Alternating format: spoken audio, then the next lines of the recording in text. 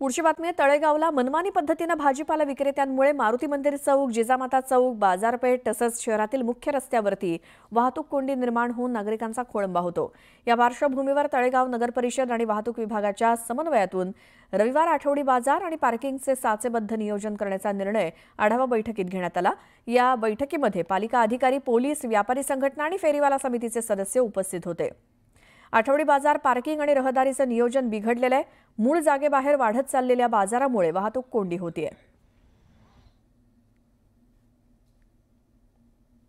आज coordination meeting करण्यात आली की जेणेकरून आठवडी बाजाराच्या दिवशी होणारा ट्रॅफिक सुरळीतरित्या मॅनेज करता येईल आणि कोणतेही प्रसंग घडू नये यासाठी हे नियोजन करता येईल।